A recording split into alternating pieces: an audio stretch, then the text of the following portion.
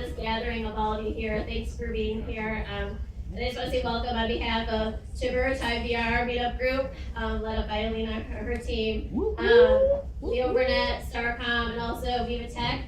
And you're welcome to be here in our space. We're so excited to have you here. And today's meetup we titled as the redesign of reality, with a focus on thinking about how VR intersects with media and marketing, which are things that are important to Starcom and Leo.President.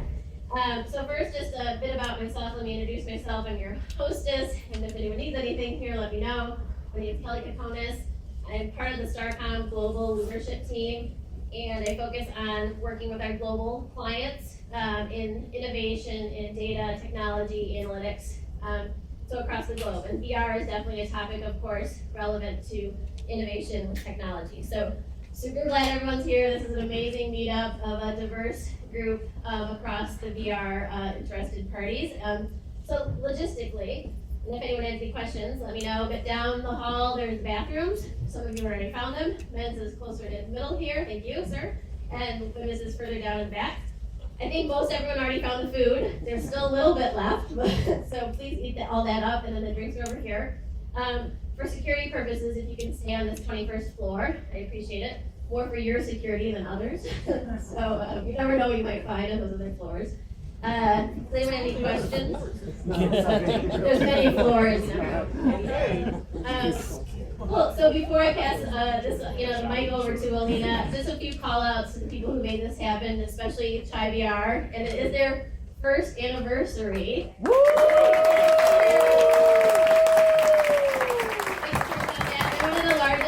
Meetup groups in America, definitely in the Midwest. They're a vibrant community. Many of you are make it happen, make it the vibrant community that it is.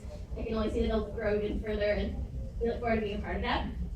Starcom, there's a few Starcommers around here, a few clients here as well. Part of what we believe, and you'll see on our website, is that we believe that the alchemy of people and technology is what creates the experiences that people want and builds brands and delivers brand results. So if you want to check out more about Starcom on our website, also there is a link to careers at Starcom, and so we have lots of different career tracks related to data and technology. And in the future, increasingly more around VR, AR, AI, and all the related two-letter acronyms. So check that out. We have a few Leo.Presidenters in the room, especially someone who I met through this, Ken Weber. He's been an amazing ally in bringing this all together. So raise your hand. Thank you for that. Thanks. And then also my Viva Tech colleagues here, and a few of them helped really bring this event to life, Sabrina and Katie and Colleen. So Colleen's taking pictures. I don't see Sabrina and Katie right now. And we have some other members from our Viva Tech. Viva Tech, just one more plug and then I'll turn it over, but it's one of my side gigs, which is a publicist group, affinity group to help support women who work in digital technology and related fields and their allies. So we have a really great diverse group of people here. It is always that way in corporate worlds, and so that's part of what we do is we do mentoring and community outreach. We work with younger women in younger schools and high school to learn about coding and other things like that. And we also are just curious, and we love learning ourselves about different things like VR. So that's what brought us here, and that's what connected us with Elina in the beginning. So I'll turn it over to her. Thank you so much for being here, and enjoy. Thank you, Kelly. Thank you so much for having us here. First of all, you guys are awesome. I appreciate this. Is such a huge turnout. We're so excited to have you here and to learn. So when I started CHIVR about a year ago, it was me and two other founders, August. Dan, why don't you come up? Literally, I was sitting in my office and Dan came in and he's like, hey, I want to show you this VR headset and this game that I'm building. And I was like, awesome, okay, cool. And I'm like, I don't know what to do with this. And I got curious. I'm like, what companies in the Chicagoland area are getting involved? What projects are getting innovated? And that's kind of what spearheaded bringing this meetup and this community together. Now that we've been here for about a year, we've built our membership. We've got 1,000 members and growing. We are always hosting an event once a month at various ad firms and technology shops. So if you have a cool space and you want to be part of this and you want to host an event, come talk to me afterwards. Also, Dan is more focused on the 3D creative content and creative direction side of things. So if you have any questions in regards to when get involved in the whole storytelling side of things, talk to Dan. Also, Dan can get you involved with our Slack channel. Our Slack channel is awesome, where you can kind of follow us on various updates and VR events, news, so on and so forth.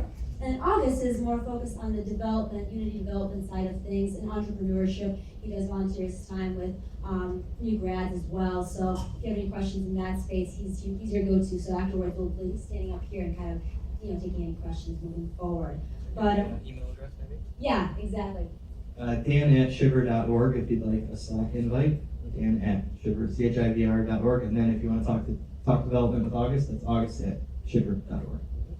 Awesome. Okay, cool. Well, let's get this started. I'm first going to introduce our panelists. And thank you guys for being here and coming out. And I'm just going to hand it off to you, and we'll just get into a couple of questions. Yeah.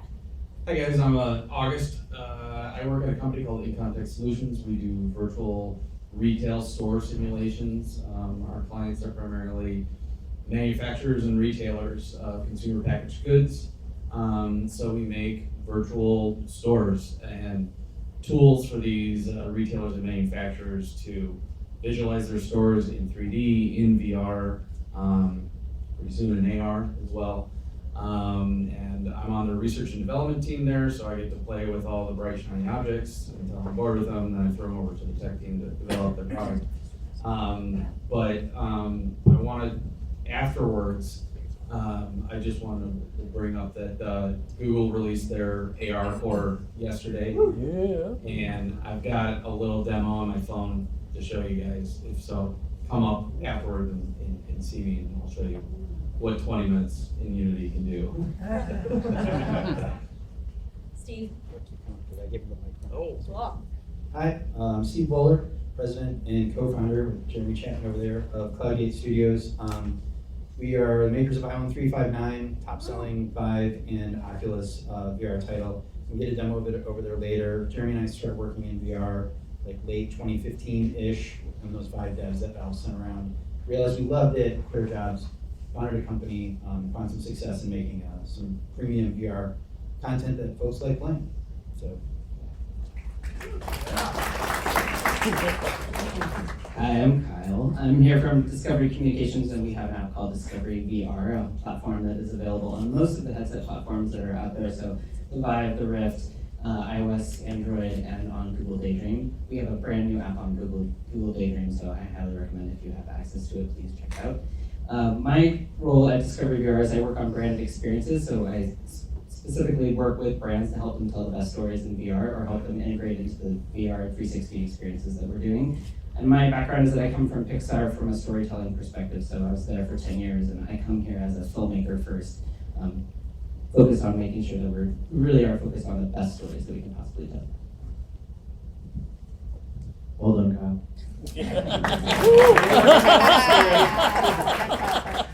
Hi, my name is JP Colasso. I'm the Chief Revenue Officer of Jaunt, and Jaunt is the worldwide leader in bringing immersive cinematic realities.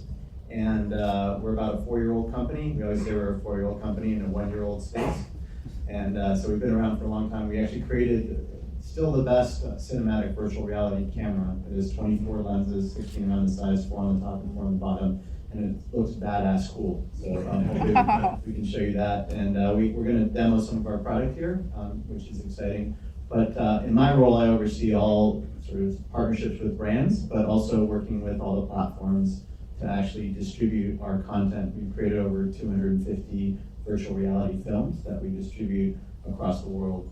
So excited to be here and hopefully any questions. Thanks, JP. Hi, Kevin Shelhamer, CEO of Motus.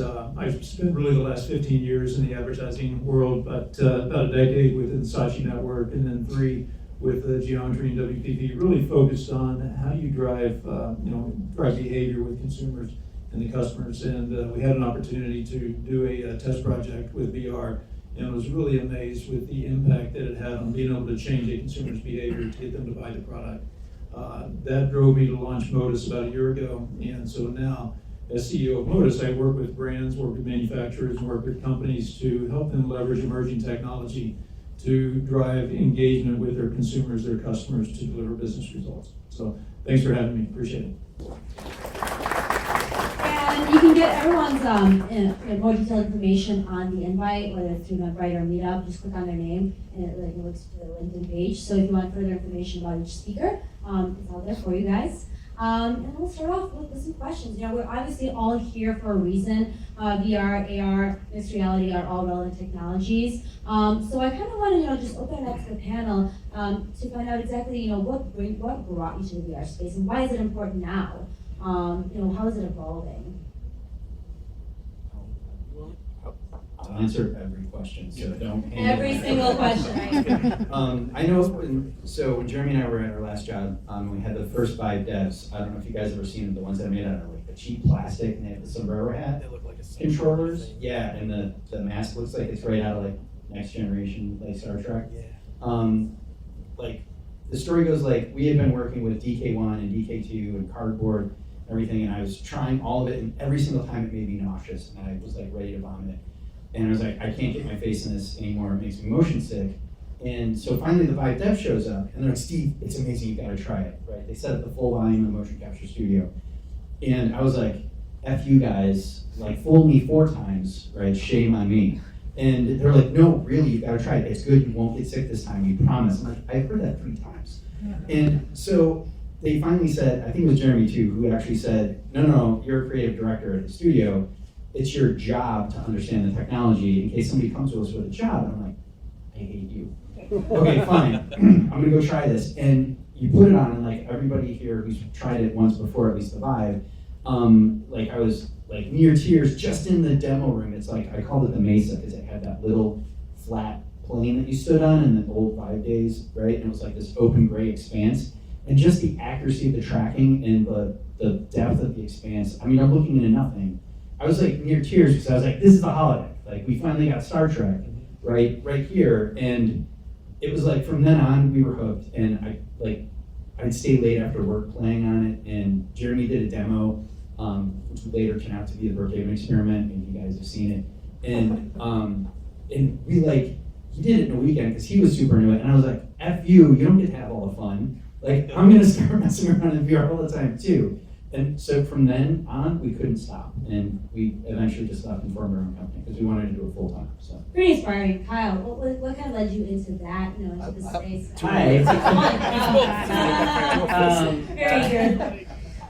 Well, I have 2 different versions of the story. So the Pixar version of the story is that I don't know if people are aware of this, but a lot of Pixar people who are sort of ex-Pixarians, as we might say, are in the VR space. And I think it's because it's a natural progression. Pixar was on the bleeding edge of how do you take computer animation and build character into that? How do you solve new storytelling problems with technology? And at the studio, we used to always talk about how the technologists would push the storytellers and the storytellers would push the technologists. And to me, VR is that. It is the new kind of frontier when it comes to that. So at Pixar, I produced a little film called The Blue Umbrella. It was a short film that some people might have seen.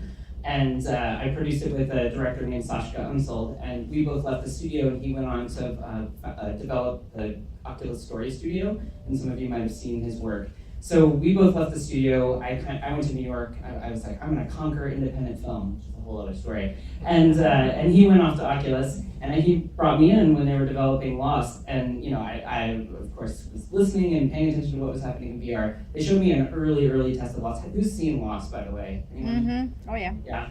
It's beautiful. So I saw this very early test of Lost, and I'm in the headset space, and there's very minimal animation. And all of a sudden I look up and the robot locks eyes with me. And I was like, this is unreal. Like I just had this intimate moment with somebody it was just the most powerful emotional experience of locking eyes with someone with a computer animation and to be able to track with that. So I thought like, okay, this is something really incredible. Now cut to on the indie side of it, I think some of the most exceptional storytelling that's happening right now in independent filmmaking or independent cinema is happening in 360, and especially around emotional, provocative, like even social justice issues that are happening. Because VR, everybody says it's this empathy machine, But once you cover up people's eyes and cover up their ears, you can viscerally change how someone feels about something. When I was at the Tribeca Film Festival this year, the Protectors, if anybody has seen that about elephant poaching, and I give this example even when I'm talking to brands, which is that you can have really, really powerful emotional experiences when you're in headset.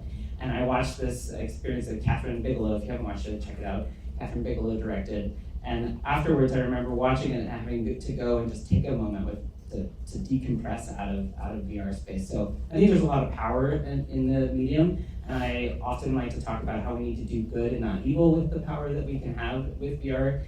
And the other thing that I always say, and it's not just because I'm obsessed with story, but truly like the one thing that any of us can do is all hold hands and make great work. Because my biggest fear about the medium is that you get something, it takes a lot to get a little bit of an avoider or the not early adopter into headset. And if the first thing they see is terrible, it's gonna be that much harder for any of us to get them back into headset. So do us all a favor, and if anybody is giving somebody who's like not an early adopter a headset for the first time, blow their minds, because it's just helping us all advocate for the medium. Thank you. And JP, what inspired you to get into the space? Sure. Sort of my whole background has been around that sort of intersection between media and technology. And I had the fortunate opportunity in 2007 to start Hulu with a few other folks. And it was funny, when we started Hulu, everybody said it was going to fail. There was actually GigaOM, which is a tech blog. They actually had a timer on how soon the whole experiment was going to explode. And so I like being at that cutting edge, and I like being against the trend or what people are saying. And we started Hulu, it was about a $300 million video ad market, and now it's $10 billion. And Hulu is about a $2 billion company. And so I think that if you are in a situation where you can take advantage of the changes in technology, and in this case, I think it's really the ability to say sight, sound, and motion plus immersion. It's just more, it's better. As Kyle was saying, it's visceral, it's emotional. All those things are brought together that actually make a better experience for a consumer. And the ability to tell stories in a different way in 360 degrees is just a transformational change. I believe this is very similar to the difference between radio and television. What television did to radio is what VR is going to do to all of the media. And so I'm very excited about the potential for the future. And obviously there's a whole bunch of technological challenges. The headsets are too big, the content can't be, the fidelity is not as high as it needs to be. Technology, and some of you in this room, you're gonna fix that. So I'm not that worried about that. What I'm more excited about is the potential to tell stories and captivate people in this new medium. Thank you. Kevin, tell us a little bit more about your inspiration, kind of getting out of the agency space and more starting. Yeah, absolutely. I think a little bit different than a few folks. I didn't approach it from the technology side. I really approached it from the marketing side, and I've always been kind of fascinated with what I call the trifecta of data, creativity, and technology, and how that all comes together to change behavior. And truly, we did, as an agency, we did a test project for a client that involved VR experience. It was a very short 90-minute or 90-second session. And to see a millennial male that completely changed his beverage consumption habits as a result of that was incredible. And so I think as a result of that, you look at ways that you have people now are really looking for immersive experiences. They're looking for things that are different. And as a brand, you have to stay relevant. And as a brand, you have to be able to differentiate yourself. And this is an incredibly effective way to do that. And certainly that's kind of why I've gone the path that I have. Awesome, thank you for sharing. And which kind of leads me to the next question of VR and AR being more open to the mass public, right? And being, it is an expensive tool to use and a tool to kind of be for storytelling. What do you think is the next wave to kind of make it more consumer friendly? Actually, I want to give this one to you because you created a little avatar on your phone that can be launched into social media. And it took you less than an hour? It took me longer to install a software. Yeah, and I was hiding your chain, so all the SDKs. And credit goes to Google and Unity for making it super easy.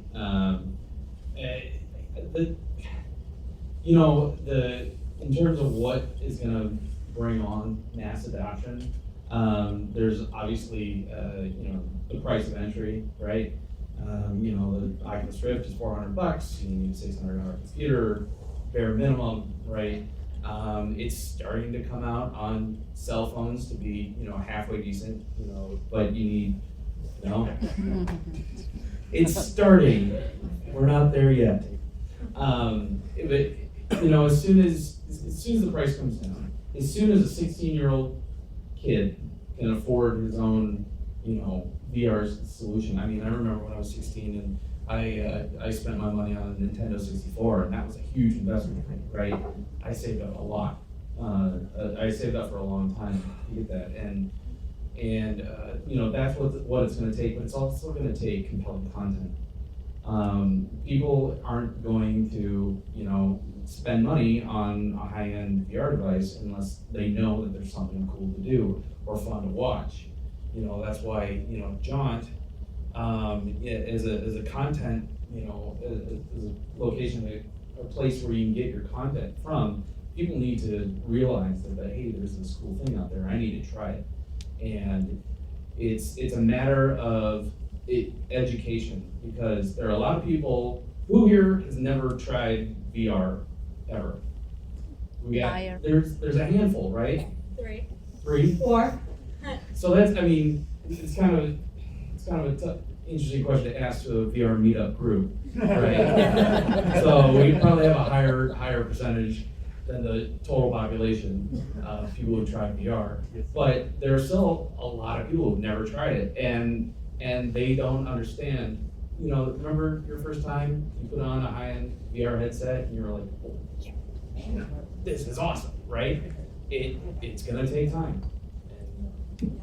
JP, you were shaking your head, when you heard the relevant content and kind of bringing, the VR solution to the mass consumer public. So, what would you say, that you're seeing as a trend, or what's going to be next to make it a little more accessible to everyone? Yeah, well, I think first from an accessibility standpoint, a lot of it has to do with friction. So when consumers are looking at new devices or new technology, it has to just work. It has to be so simple that your grandmother can use it.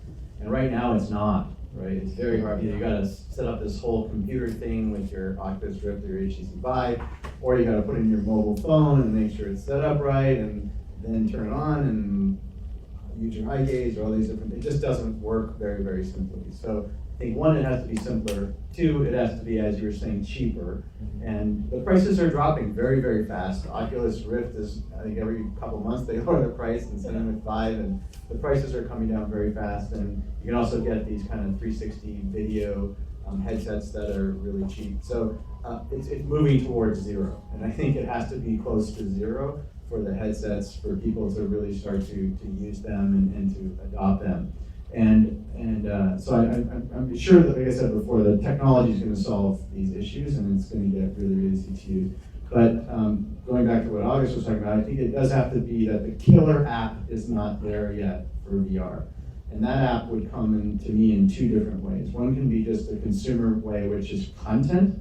So the Blair Witch Project for VR, or Avatar, there's a huge VR thing that you gotta go see. Or there's a game like Call of Duty that if you play it in VR, it's such a better experience that it gets everyone engaged. Those are kind of some of the tentpoles that will help people to actually do it. And then the other side of it, to me, it may actually come at you from a glancing blow, which is business to business. And I think there's a lot of business to business opportunities that will create VR opportunities for people to actually use it and get a real compelling return on it. You think about real estate, right? If I'm in China and I want to buy a house in New York City, and I can actually put on a headset and I can tour the whole building, and I can see the neighborhood, and I can see all the amenities and see all the rooms and the finishes, and I may never have to leave my house to actually buy an apartment in New York City. And that to me is transformational. Or if you're selling oil and you want someone to go on a virtual experience on your oil rig in the middle of the Bering Sea, I can take you on that journey. So I think the business to business will help and might even at times lead it, but that killer content is really important. Steve. Actually, I wanted to slightly disagree with the killer content thing. We actually had a joke going a while back that VR is the killer app. That VR doesn't necessarily require a killer app and content. I do agree with everybody here that the biggest barrier is the price point, and Moore's Law in time is just gonna fix that, right? HTC and Google have paired up. They've got this inside-out headset coming that I have a feeling will be able to see your hands and figure out where your hands are inside out. Nobody will answer me when I ask them that, but if you look at who they've acquired, I think there's some reason to believe that that's coming. But that's a standalone inside-out headset that it's like, it's slightly higher quality than mobile and slightly lesser quality than Vive. And it's sort of bridging that gap, right? Of like, mobile's not good enough, Vive's really good, but again, too hard to set up, just like you said. But the content thing, like Google's already got Tilt Brush and Blocks and Google Earth, and there's tons of great killer apps out there that are free. So it's not the price point or the content, the price point of the app. It's the price point of the hardware and the fact that, like you said, you need that PC to get it. I'm old enough to remember when the personal computer came out, and the personal computer was the killer app. Nobody talked about like, hey, what game are you gonna buy on it, or like, what are you gonna get for it? It was, do you have one or do you not have one? And whoever had one on the block was the most popular person on the block. I'll agree to disagree, but I think, Yes. I think that. I got the best seat in the house. Yes.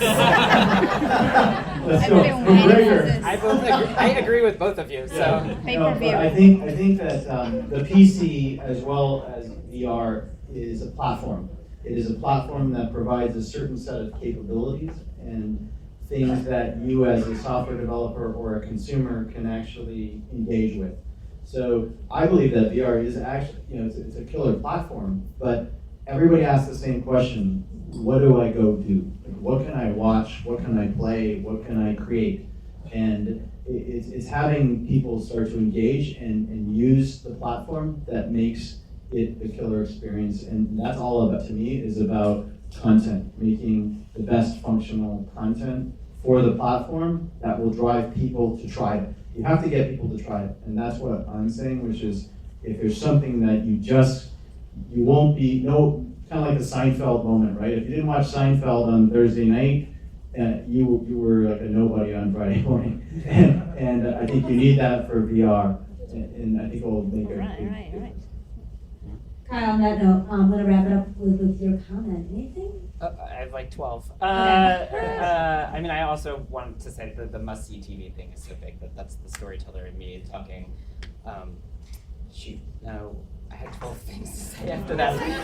I mean, I think, for me, the hardest part about it, I always talk about the friction point, right? It's so much about friction, but I think my big thing about like when is it going to be mainstream is how we talk about what's the metric? What are we all measuring against? Are we measuring against headset sales? Are we measuring against views? Are we measuring against monetary revenue streams? What's the thing that we're holding out as success? Because I think depending on how we draw that line, different levers are going to have to get pulled to achieve those different goals. I think for us, and not to just plug Discovery over here, but we're a big giant media company that distributes all kinds of media on all kinds of platforms. So one of the great things about being at Discovery is that yes, we're making 360 video in VR. We're also going to play in the AR space, and we're going to play. But we also make television. We make television that people turn on TVs and still watch it.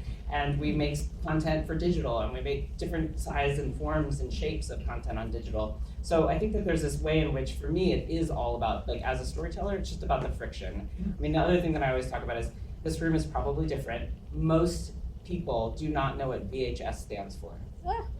They don't, who remembers what the hell that stands for? It doesn't matter. It was a tape that you put it in and something played.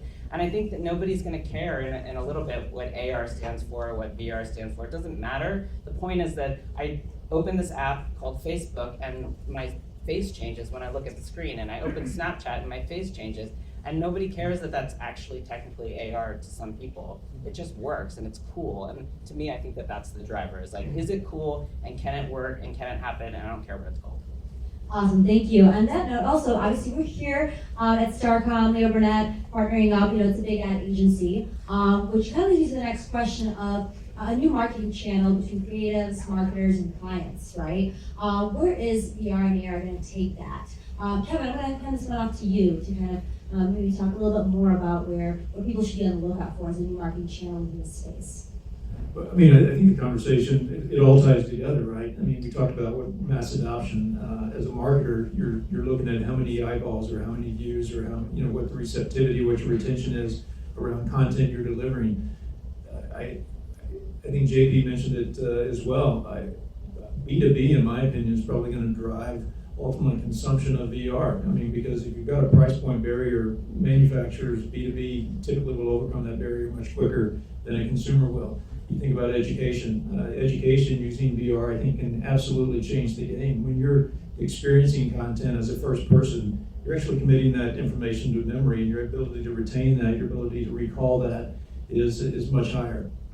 And so I think as we look at this tool and technology for marketers, there's a couple of companies in here that use this technology to help sell in ideas to retailers. InContext is one of them. So you're starting to see this technology be used as a platform to help improve and differentiate and provide, you know, this value-added competition and differentiation against their competition in the marketplace. And I think that's where there's a big area that's going to be relevant and prevalent with this, with what we're doing today. So. Yeah, I'm handing it off to August, actually, who works in the B2B side of things, especially with InContext Solutions, building e-commerce. Tell us a little about that. So our clients are using VR today to visualize their stores, and we're also a market research company. So we'll perform market research in a virtual store, online, in the web. We'll get a whole bunch of people to take the survey online. They'll walk through a 3D modeled store that looks as real as it can over the web and on grandma's laptop or on Windows 95. But we can take the information and the analytics from that research study, and we can give you an Excel spreadsheet. We can give you a PowerPoint slide deck with charts and graphs and whatever information we get out of this market research. We can also put you inside that store and show you the data on the product. So if, you know, Cheerios is, you know, we put this sign next to the Cheerios and it increased sales by 10%, we can put that information on the product, and you can pick up that product and you put it in your hand. Next to that product are all the important metrics that you want. This is happening today.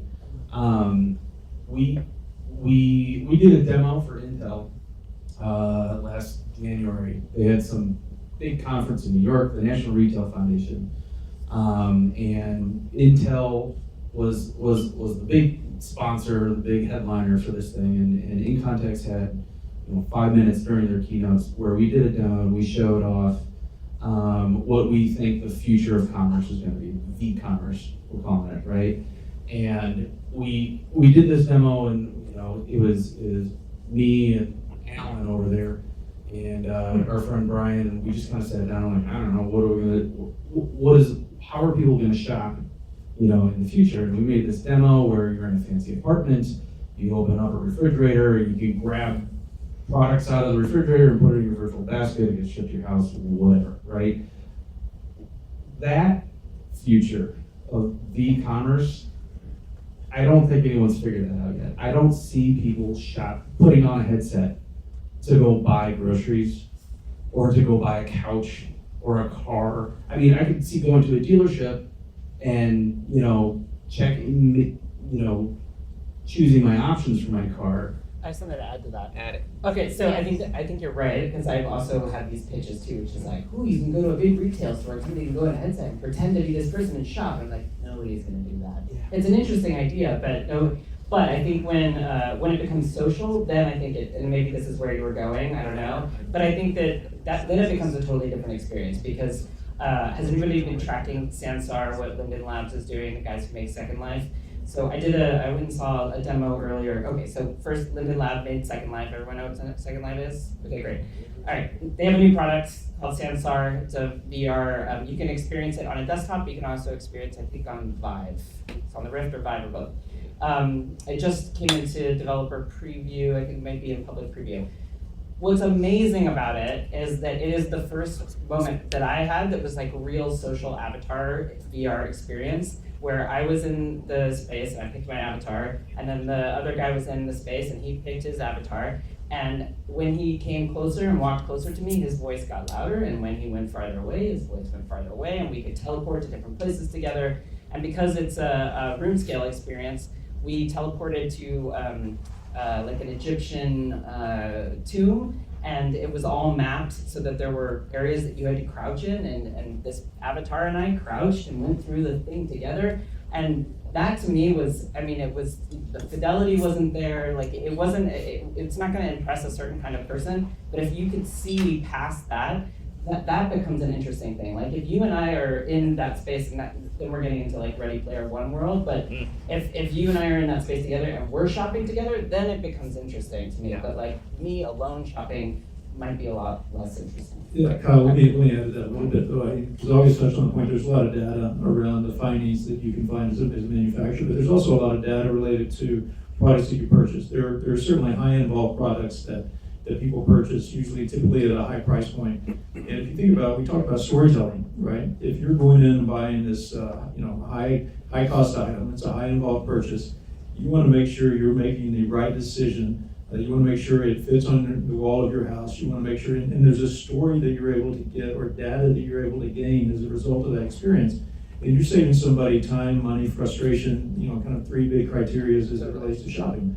I think there's an opportunity for this technology to live in that area, right? So I think we just have to, it's not one technology for everything. It's finding the right situation where we're leveraging the right content with the right technology to drive the behavior we're trying to accomplish. Well, IKEA announced the thing with Apple, right? So when Apple has its announcement on September 12th, whatever that day is, and they announced that, not that I'm paying attention, and there's the thing about how IKEA and Apple are working together, and you're gonna be able to take a picture of your room and drop in that mall dresser that you really want to buy for $179, and put it in your room like that. That is interesting, but that's probably more relevant than opening the fridge and pretending to buy the Budweiser. Right. There's like, to kind of wrap up what everybody's talking about, and even what Kevin, right? No, JP. I'm terrible with names. Sorry, JP. Kevin's on the name. Sorry.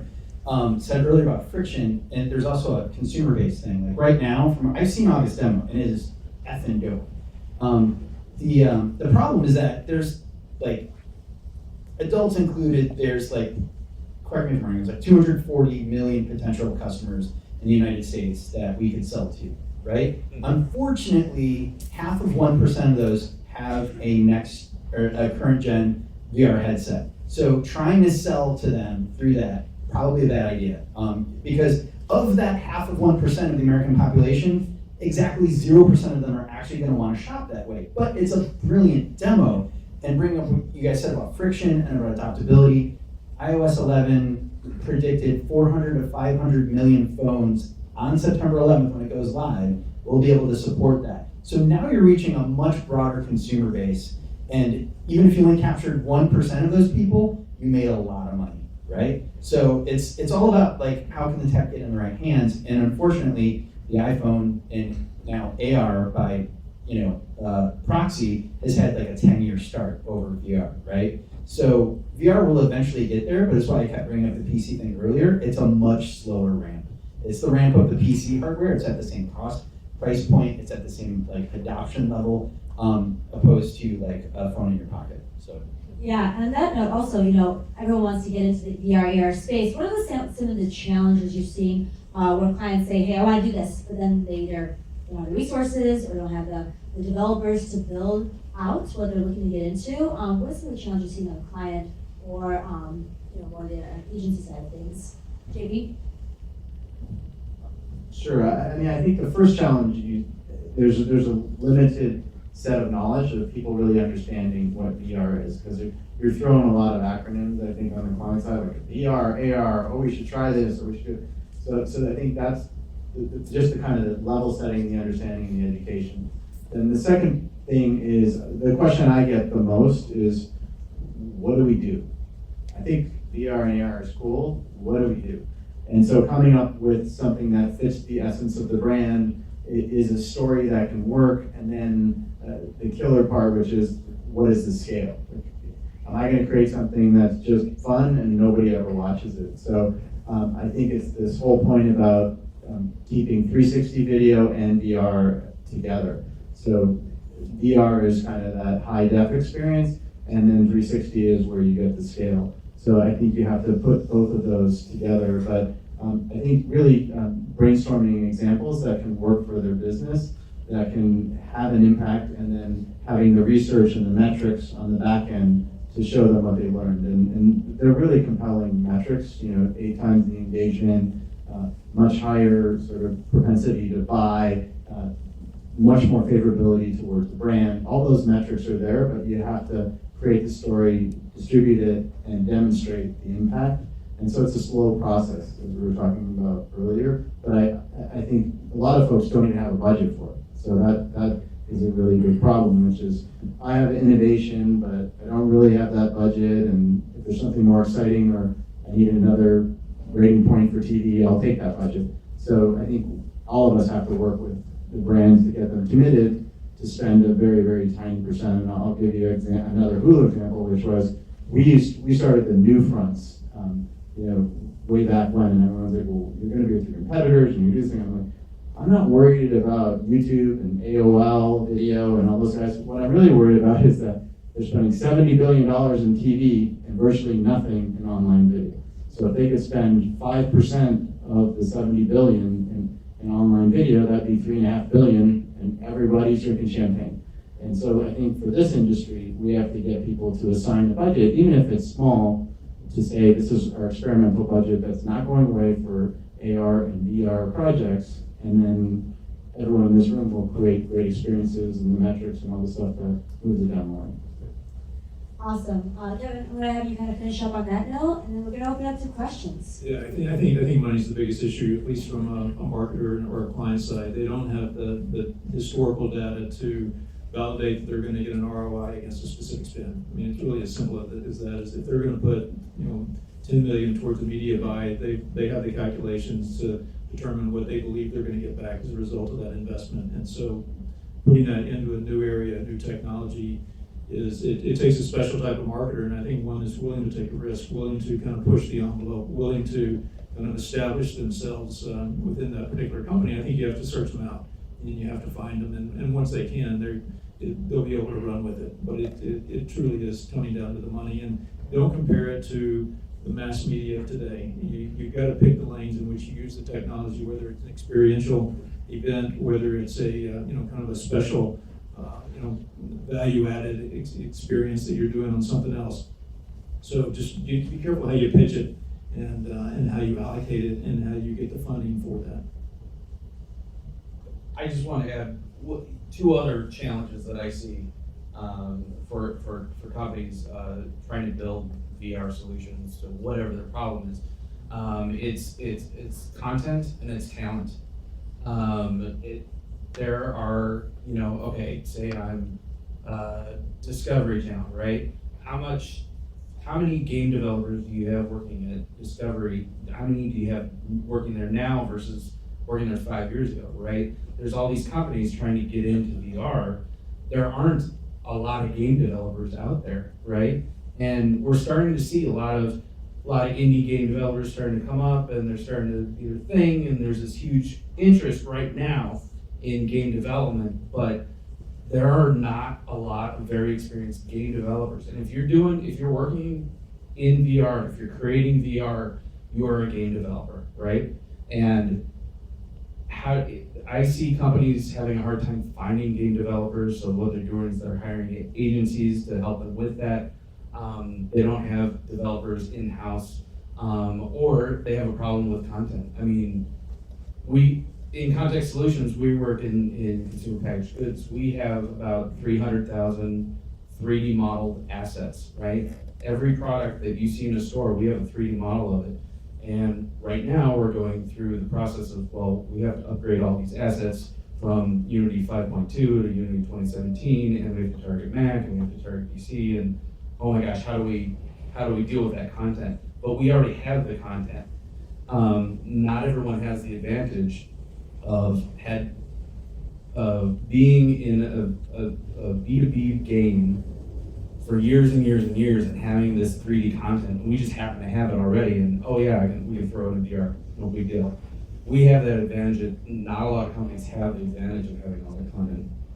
If it makes you feel better, every time a new Toy Story comes out, they have to rebuild Buzz and Woody.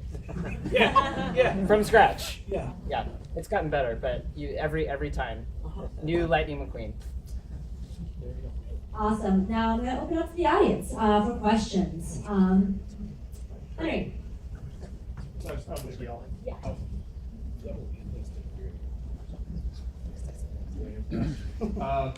Okay, I'm Henry Kaiser, and the question I want to push back a little bit on the debate we had, which was killer content versus other headset for killer thing.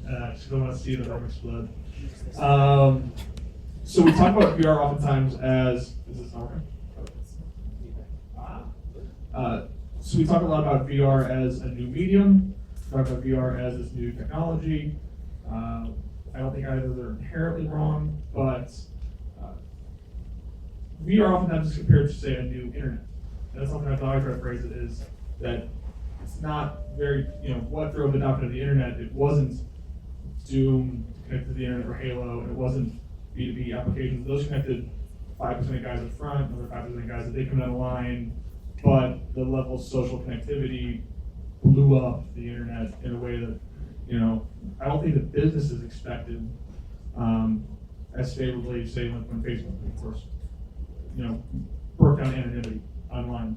And so I'm curious, what's your guys' perspective on presenting connectivity as the thing that's going to make VR explode? And then I'll ask a second question, but simple one being, you mentioned getting people to adopt, showing them a reason why they need to try it out. You mentioned radios and TVs. People sold radios when radios came out by putting a radio in Times Square and everybody came around and listened to it. People sold TVs by putting it in the window in the street corner and everyone saw a TV. Same thing when color TVs came out. Okay, you can see color TVs. Internet news programs put on, this is what the internet is. They did a terrible job, but they were able to present it. All we do to present VR is show people wearing boxes strapped to their faces. Yeah, except that this is going to come out, and that's I wrote that book. But what level, what importance do you think presentation comes on trying to get people to adopt, presenting what VR really is versus just boxes strapped to faces? Yeah. Major questions. Really, the presentation thing, and you actually nailed it with the TV in the window thing. There's actually you guys are in marketing, you've probably heard it before, and it's this age-old question: how do you sell a color TV in a black and white TV world? You don't. You have to get them to come down and see it at the window, and that's VR's challenge right now. How do we get people to come to this thing and get in line and try a demo of this stuff? Because really, it's being is believing. Once you're in VR and you've experienced Vive tracking, like that solid room scale tracking, you're a believer, whether you can afford it or not. And it's going to be your mindset, and you're going to create that FOMO, and you're going to want it, and you're going to eventually gravitate towards it.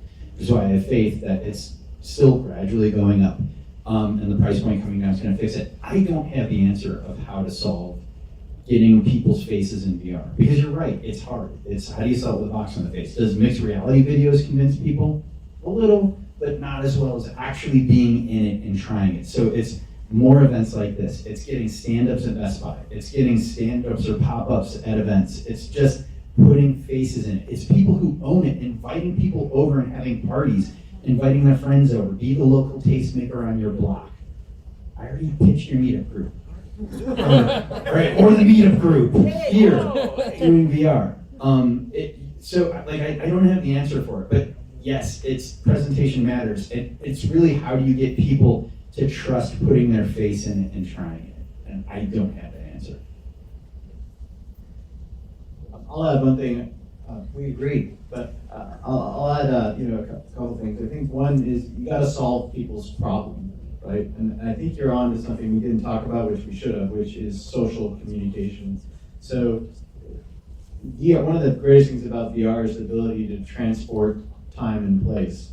And so if anybody's seen Mark Zuckerberg's demo that he does, where you can actually go from his office and into his house, and you can see his dog, and he can talk to his wife, and can order food, and he can do all these things inside a VR headset. So that ability to solve a problem, which says, I'm an example, my parents live in Toronto and I live in California, if I could go virtually sit on the couch with them on a Saturday afternoon and chat and catch up, that's solving a really interesting problem.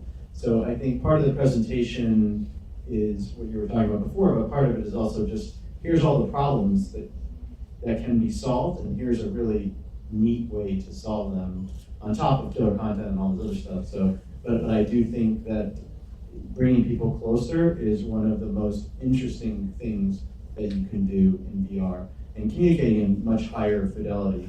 Like, FaceTime is just a 2D set of communication, but VR is 3-dimensional, where you can actually virtually touch the person, I guess. Reach out and virtually touch someone.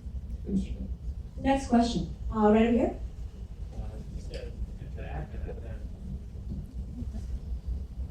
Thank you. So to follow on, how do you think VR arcades fit into that? And then within the VR arcade that isn't advertising as VR, or VR is advertising in VR, maybe in an arcade setup. How do you think about that? I think the idea of a VR arcade is it's just starting to become a thing. You know, we've got the warehouse scale VR arcade is the Void. You know, they've got facilities in Utah and New York, and do they have one in California yet? I don't know. It doesn't matter. But you're starting to see these smaller VR arcades popping up. I know I just heard today that there's one on Belmont and something or other, right? And Belmont, Halstead, yeah. And I've got a friend of mine who's opening up another VR arcade in Chicago, and he's done the research, and there is a need for it, right? I mean, we're bringing the arcade back, guys. This is awesome. You remember when you were a kid, your mom dropped you off at the mall, and you spent all day at the arcade? It's coming back. This is great. This is a bridge until everybody has high quality VR. They can just go to the arcade and spend $20 instead of $1,000 on on a rig. The other thing I just wanted to kind of get back to is how we share what VR is, or how we communicate with what VR is. We have the arcade, and they've got the storefront, and it's the color TV in the storefront. But there's people are increasingly using the internet to show their videos of their games online. One of the problems with showing, like, people who live stream like on Twitch their VR experiences, you're only seeing it from the first person view, and the camera's shaky. You can't really see what's going on, and people are in VR. You can see what's happening down here, but on the screen it gets cut off, and it's not really a good way to do it. People have make mixed reality videos, but they're a pain in the ass to set up. It's difficult to do. There's this company in the corner here. They're giving a demo.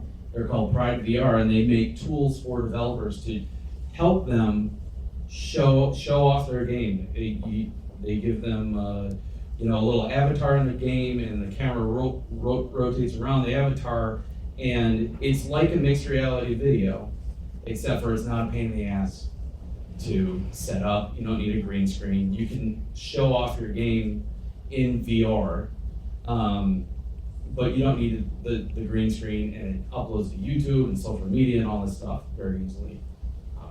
Anyway, if you guys get a chance, check out their demo. They're in the back there for Pryde VR.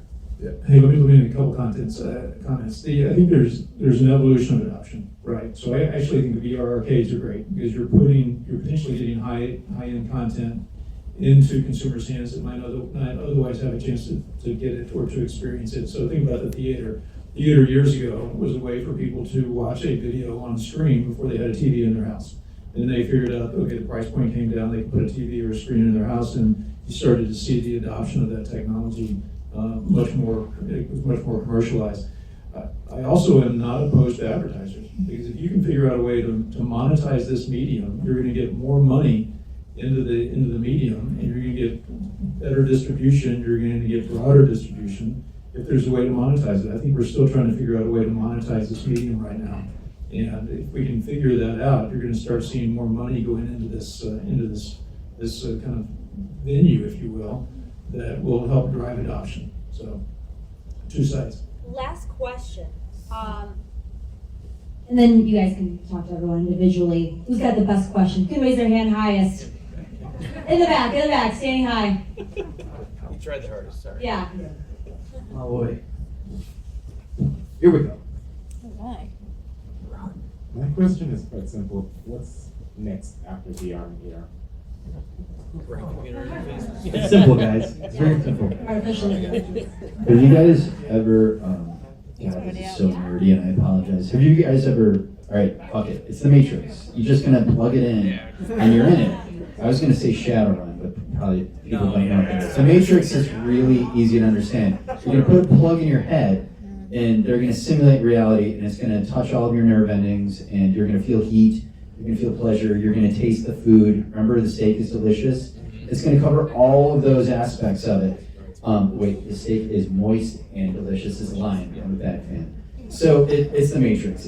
You're gonna be jacked into the Matrix. It's literally what it's called because they're putting it in the movie a phono jack in your head, but whatever that plug is, it's what it's going to be. But I mean, I'll probably be dead before that's real. So maybe my kids will have it. I don't know. Yeah. We gotta try it on you. Who's next? I'm actually old. Kyle, JP? Anyway. I mean, my answer was going to be about the Sensar stuff. I think is pretty interesting. That's more near future about social VR and social immersive experience. Have you guys seen Black Mirror? Oh yeah. You know the episode San Junipero? Yeah. That's what's next. What happened? If you haven't seen that, go watch that. And on that note, I am going to leave this out to the audience to do a quick pitch about a project that you're doing that you want to tell the audience about. I'm going to actually pick on you. Come on up. 30 seconds, whatever you want to talk about. That way, having everyone kind of help and attention. Well, hi, my name is Miranda Kerr. I'm the manager of digital learning at Shed Aquarium. And we are thinking this next year of what we are going to do to pilot to reach the virtual visitor. And one of the things we are thinking about is VR. And so right now we have a lot of ideas, we've been brainstorming, but we don't know what that looks like yet. We don't know who we're gonna work with yet. And so we're here to get ideas. Let's go with So we'd love to talk to any of you. I think that was 30 seconds. Yeah. Wonderful. Thank Thank you so much. Be prepared, Wash, right? Right over here. Curtis? Wait, my card. Hey, you pitch every time, Curtis. I'm just kidding.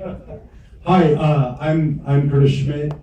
First of all, can I just say, for the CHIVR events, I started coming, this is my fourth one, and every time, it's amazing what these guys throw out, the different programs they put out, and you can corner all of them and tell them your weirdest ideas, and then I'm like, I think there might be a way we can make that happen. Okay.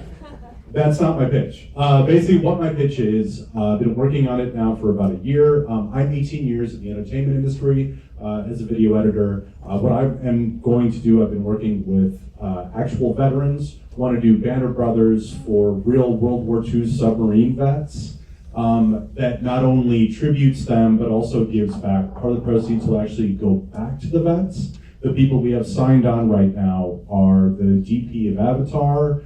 We have the Mill, which is a top visual effects company. The one thing we're looking, we actually have a location and an actual World War II restored sub that we're shooting on.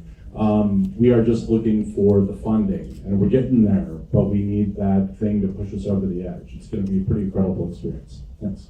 Awesome. Thank you for this. One more. Super enthusiastic. I love it. Hello, CHIVR! So I run a program called Tech Girls, and it is an empowerment program for girls aged 9 to 14, and we empower them by exposing them to all kinds of science, technology, engineering, arts, and math curriculum. And we've done drones. I have taught these girls how to build drones. And now I want to bring them to VR because I feel like if I can expose them to as many concepts as possible, I can broaden their horizons and turn them into the fabulous future women that I know that they will be. So I am from the YWCA. Yeah. And so really, anyone that would like to partner with us to help these girls learn about technology and expand their horizons and just launch them into the atmosphere would be great. Thank you very much. Thank you so much. And the mission of CHIVR has always been to bring people together in this space, ideas, projects. It'll always be free. I want people to come together and have a community where they can share ideas and collaborate together. And on that note, we are all done. Before we break out. Does everyone have a raffle ticket if you don't come Yeah. see me? Yeah, I already got one, I remember, so there's no 2 raffle tickets per person. Yeah. And we'll do that at 8. So we're gonna do the raffle giveaway at 8 o'clock. We've got an Oculus Rift that we're giving away, a Samsung VR, games, gift cards, and one last thing before everyone breaks away. Tim, I'm gonna leave it to you.